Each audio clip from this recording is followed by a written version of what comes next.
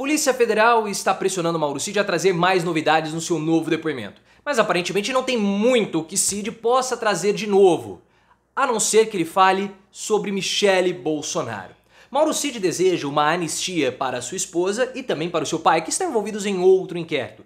Mas se ele não tem novas informações para trazer sobre os atos antidemocráticos, o que ele poderia falar?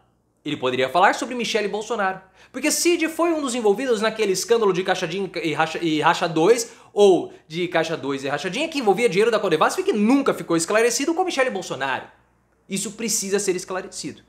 E eu acredito que o Bolsonaro possa estar torcendo por essa delação, porque isso acabaria freando um pouco a ascensão de Michele até mesmo dentro do PL. Mas eu quero saber a sua opinião. Bolsonaro ficaria feliz com essa delação contra Michele? Cid vai falar alguma coisa? Se você quer que ele delate Michele, deixa o like e se inscreva no canal.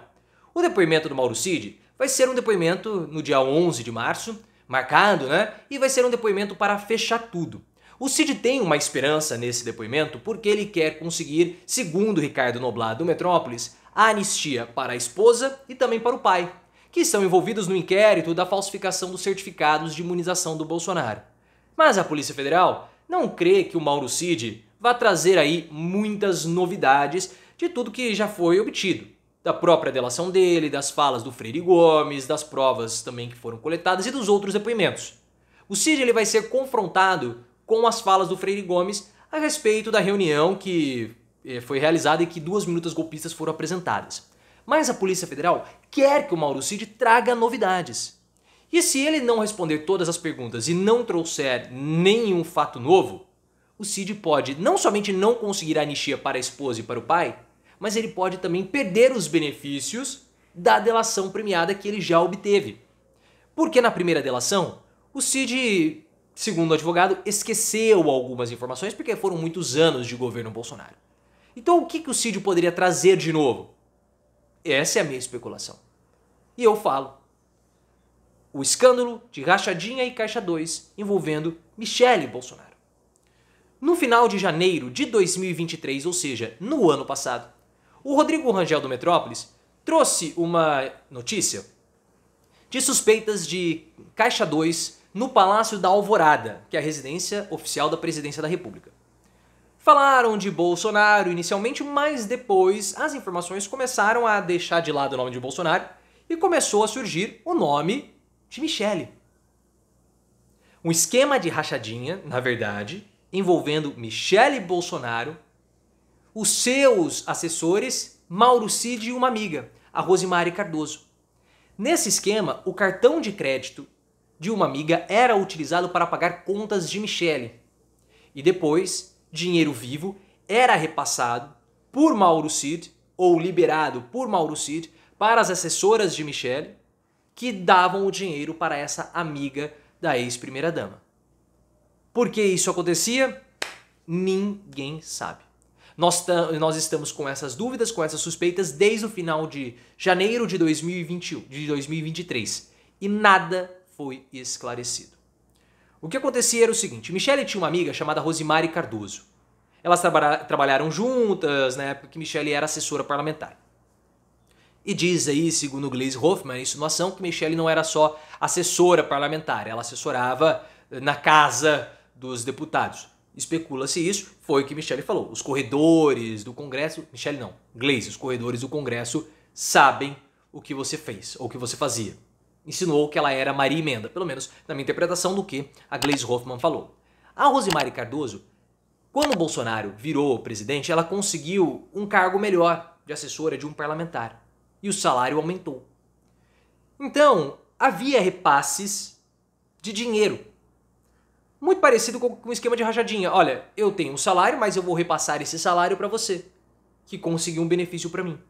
Igual o esquema do Fabrício Queiroz. Então, a Rosemary pagava as contas de Michele com o seu cartão de crédito próprio e depois o dinheiro passava pelos assessores até chegar na Rosemary.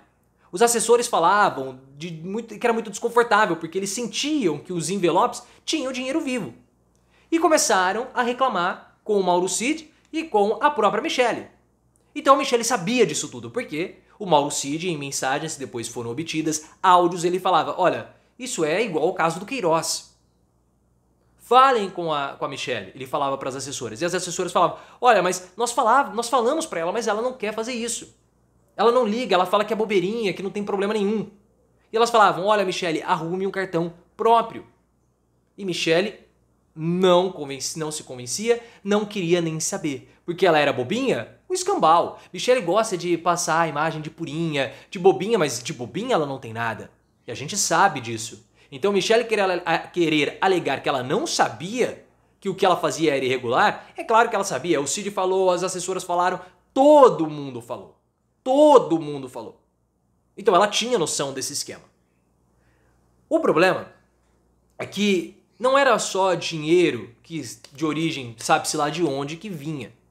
Porque a Polícia Federal, em maio de 2023, falou que dinheiro vindo da Companhia de Desenvolvimento do Vale do São Francisco, a Codevasf, dinheiro vindo da Codevasf pode ter sido utilizado nesse esquema, ou seja, dinheiro público.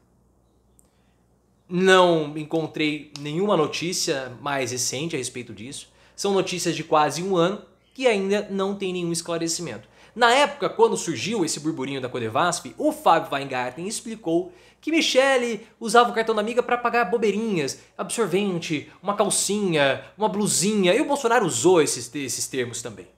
Só que ele não explicou a parte da Codevasf. O Bolsonaro e o Mauro Cid também tinham conversas a respeito dessa história. Ou de algo paralelo.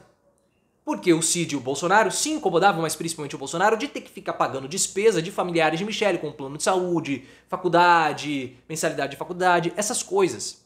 E o Cid falava para o Bolsonaro que o melhor era pagar diretamente na boca do caixa o boleto. Por que na boca do caixa? Porque você reduz o rastreamento do dinheiro. Então Bolsonaro também ficava incomodado com o pagamento de despesas de Michelle, ou pelo menos de familiares de Michelle, e o Mauro Cid sabia de tudo. Então, se há a possibilidade de uma delação, tá aí. É um prato cheio para Mauro Cid esclarecer e elucidar tudo aquilo que nós ainda não temos o conhecimento envolvendo Michelle e Bolsonaro. Se Cid quer anistiar esposa e pai, esse é o caminho dele. O advogado do Mauro Cid tem a tese para defender o Cid de todas as acusações. E ele já falou que a tese da obediência hierárquica. Na condição de coronel, Mauro Cid não poderia desrespeitar o presidente da República, porque o presidente da República é o chefe supremo das Forças Armadas, ele é o superior máximo do Cid. E a hierarquia militar exige que um militar de patente inferior obedeça ao militar de patente superior. Além disso, o Cid era assessor de Bolsonaro, então ele tinha que acatar aquilo que o Bolsonaro falava e que a primeira-dama também falava. Então o Cid ele era duplamente submetido a Bolsonaro. Não havia nenhuma possibilidade dele negar os pedidos do ex-presidente. Por isso que ele fazia tudo. Essa vai ser a linha de defesa de Mauro Cid, de seu advogado, e ele vai tentar buscar uma anistia. Se ele vai conseguir, a gente não sabe. O que mais, de novo, ele pode trazer? Só se ele falar de Michelle. E ele tem tudo para fazer isso.